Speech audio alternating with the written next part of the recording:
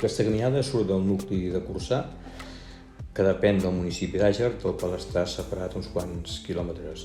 Corçà és molt petitó, deu tenir una vintena d'habitants, però realment és un nucli força bonic.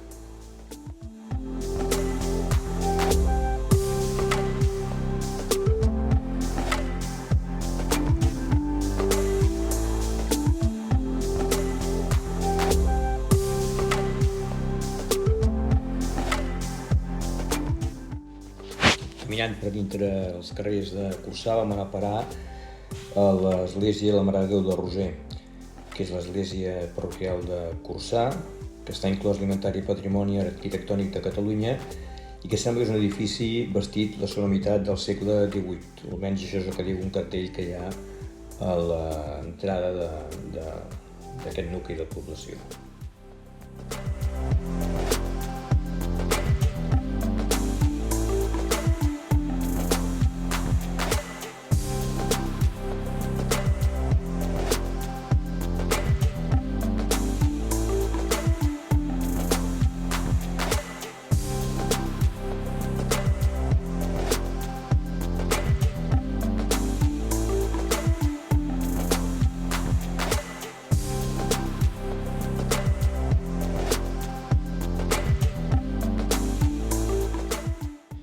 La caminada fins a arribar a dalt la Torre de les Conclues no és massa llarga, són 5 quilòmetres, que són quasi els mateixos que es fan després de la tornada, ja que una bona part del camí es repeteix anada i tornada. La torre la veiem molt aviat, no sembla estar molt lluny, però de fet el camí que ens hi porta primer et fa baixar i després ens et fa pujar de cop fins que arribes a dalt.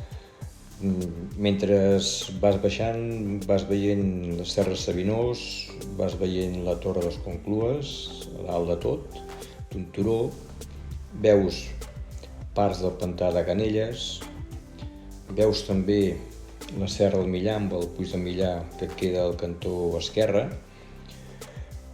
En fi, que és un itinerari que vas gaudint de les vistes que t'ofereix quasi bé tota l'estona.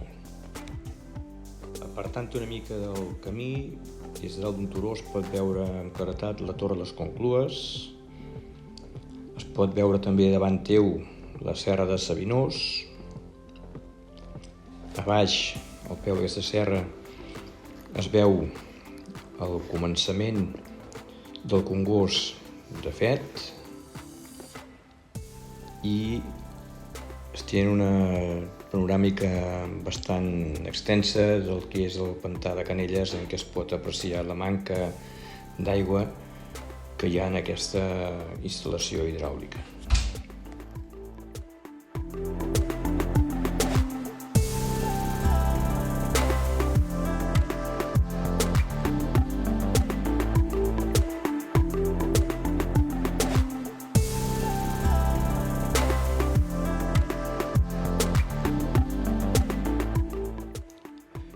Segons el cartell que hi ha a l'entrada de Corçà, la Torre de les Conclues, que té un cairons d'uns 200 metres quasi vertical sobre el pantà de Canelles, va ser construïda sobre el Congost de Fet. La primera referència que hi ha és l'any 1043 i tenia, al igual que una que sembla que n'hi havia a l'altre cantó, tasques, bàsicament defensives i de vigilància.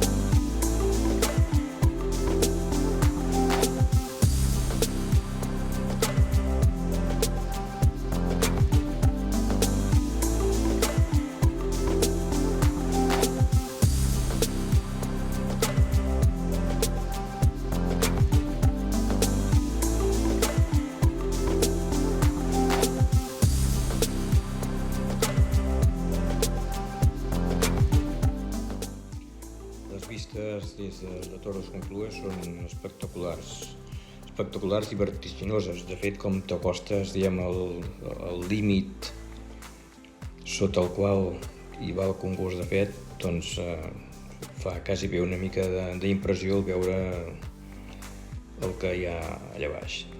Pots veure la serra del Millar, pots veure una bona part del concurs de fet, la serra Sabinós davant, i cap a la dreta un bon tros del buit pantà de Canelles. S'aprecia perfectament la manca d'aigua que hi ha per culpa de la sequera que estem patint.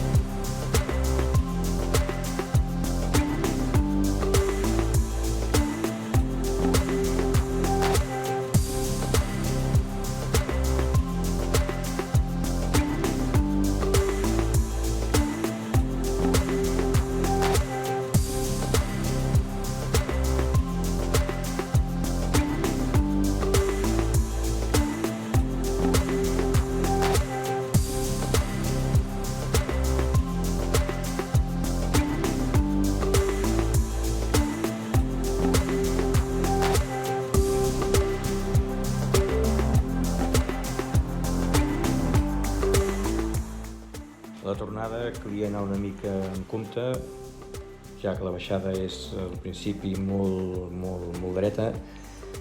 Hi havia parts que si no estaven glaçades poc hi faltava i per tant s'havia de vigilar de no s'apagar i de no relliscar i no caure. Després el camí es va normalitzant i al final acaba sent una sortida, com he dit al principi, d'uns 10 quilòmetres, un desnivell d'uns 400 i pico, no arriba a 500 metres, i la veritat és que per un entorn que és préstec, però també molt bonic.